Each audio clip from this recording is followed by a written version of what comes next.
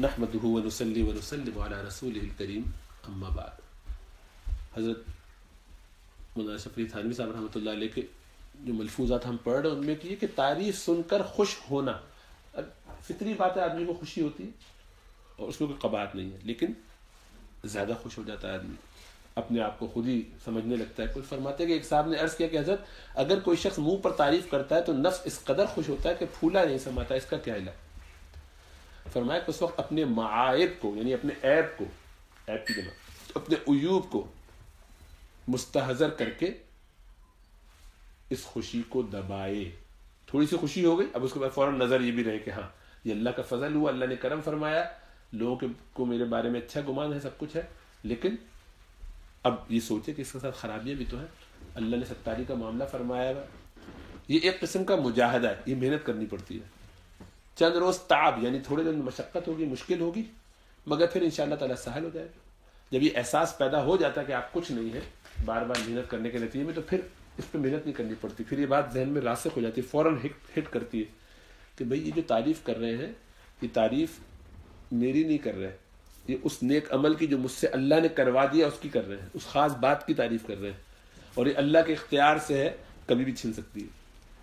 اور اس کے ساتھ جو اور خرابیاں میرے اندر ہیں وہ اللہ ان کے اوپر کھول نہیں رہے، اور اللہ ان کو کھولنے پر بھی قادر ہے. اگر اللہ نے وہ میری گندگیاں ان کو دکھا دی تو مجھ پہ تھو تھو کرتے ہوئے بھاگیں گے، لعنت بھیج کے نکل جائیں گے.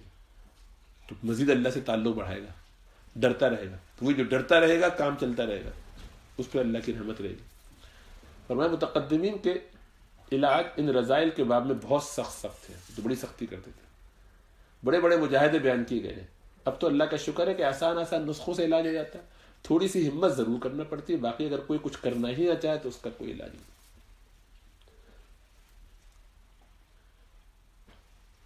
تو یہ بات ذہن میں رہے کہ جیسا عرض کیا کہ کبھی کوئی تعریف کرے تو سمجھ میں آنا چاہیے کہ وہ تعریف اس نیک عمل کی ہے، اس اچھے عمل کی ہے، دنیاوی ہو یا دینوی ہو یا دینی عمل ہو، اور وہ ہوا ہے اللہ کی توفیق سے. اللہ نے مجھے اس کام کے لیے چن لیا اور وہ کام مجھ سے اتفاق سے ہو گیا، تو بس یہ اس عمل کی تعریف ہو رہی ہے، میری تعریف نہیں ہو رہی.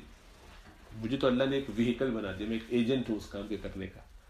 تو اگر اللہ سے میرا تعلق اچھا رہا، اپنے آپ کو میں نے کچھ سمجھا نہیں، جیسے کبھی ہوتا ہے گھر میں دعوت آپ نے کی تو حصی سی مثال، اور بیگم نے بڑی اچھی بریانی بنائی، کھانا بہت اچھا بنایا، دوستوں نے کھایا، دوستوں نے تعریف کی تو خوشی ہوتی ہے، لیکن فوراً خیال جاتا ہے کہ اصل تعریف تو بیگم کی ہو رہی ہے کیونکہ بنایا تو انہوں نے، پیش میں نے کیا ہے یا خرچہ میرا ہوا یہ الگ بات ہے.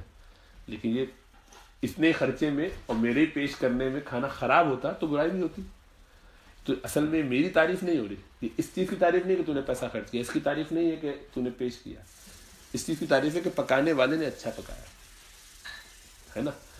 تو خوشی تو ہوتی ہے، لیکن اس خوشی کی وجہ سے تو اتنی بڑائی دل میں نہیں آتی. بعد میں جا کے بیگم سے تھینک یو کرتے ہیں، پتہ نہیں کرتے کہ نہیں کرنا چاہیے. تو اپنی اس کیفیت میں جو تھوڑی دیر کے لیے اگر آ جائے تو صحیح ہے، لیکن برقرار نہیں رہنی چاہیے. بار بار ہر دفعہ بار بار اسی خوشی، ہم آپ کے بھائی نے ایسا کیا اور ہم تو ایسا ہو گیا تو کیا بات ہے، کیا شان ہے، یہ سب.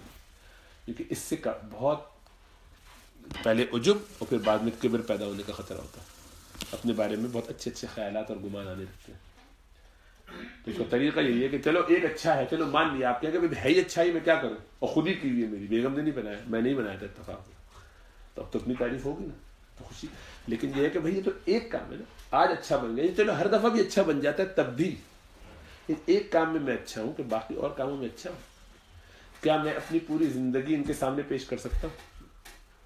آج ہی جو میں نے کام کیے وہ سارے ان کے سامنے کھول کے رکھ دیے جائے. 24 گھنٹے کی میری زندگی کیا ہے ان کے سامنے رکھی، میرے خیالات، میرے آئیڈیاز، میری باتیں، میرا انداز، جو میں نے کچھ کیا ہے، ہر ایک اپنی زندگی میں بھی دیکھیں. 24 گھنٹے 48 گھنٹے، جس کو لگے کہ بہت وہ متقی ہفتے بھر کا سوچ رہے، ایک ہفتے کی زندگی اپنا ذرا لکھ کے پیش کر دے، اس کی ریکارڈنگ سب کے سامنے چلا دیے. تیار ہے اس کے لیے؟ کیا تنہائی میں کرتا ہے، کیا گھر میں کرتا ہے، پرائیویٹ میں کیا کیا معاملات چل رہے ہیں، ذہن میں کیا کیا خیالات پالتا ہے، کن گناہوں میں وہ الگ، کبائر، صغائر، روحانی بیماریاں، زبانی بیماریاں سب ہے نا، بدنگاہیاں، کیا کیا کچھ ہو رہا ہے. یہ سب اگر سامنے کھول دیا جائے تو لوگ تھو تھو کر کے بھاگیں. کیونکہ اللہ نے ستاری کا پردہ معاملہ کیا ہوا، اللہ نے یعنی ستاری کی ہوئی ہے. ستاری کا پردہ کا مطلب یہ کہ پردہ کیا ہوا ہے، صحیح ہے نا. اللہ نے گناہوں پر خرابیوں پر پردہ ڈالا، ستاری کی ہوئی ہے، تو اسی کا شکر ادا کریں اور جھک جائیں. اس بارے میں ہمارے ایک مقولہ ہے نا، کہا جاتا ہے بھائی یہ اللہ سبحانہ و تعالیٰ یہ تو وہ کہہ رہے ہیں جو انہوں نے دیکھا، اس پہ میرا مواخذہ نہ فرمائیے گا. لا تؤاخذنی بما یقولون، یہ اللہ جو یہ کہہ رہے ہیں اس پہ مجھ سے سوال مت کیجیے گا، میں نے ان کو یہ نہیں بتایا، یہ اپنی طرف سے کہہ رہے ہیں، ان کا اچھا گمان ہے، اللہ اس کو اجر دے دے، لیکن میں نے نہیں. صحیح ہے. اور یا اللہ وہ کہہ رہے ہیں جو یہ جانتے ہیں، جو نہیں جانتے اس کے بارے میں ان کو کیا پتہ نہیں جانا، تو آپ جانتے تو آپ اس پر مجھے معاف کر دیجیے اور میرے باطن کو میرے ظاہر کی طرح اچھا کر دیجیے، صالح بنا دیجیے، نیک بنا دیجیے. سب دعائیں کرنی چاہیے اللہ سے.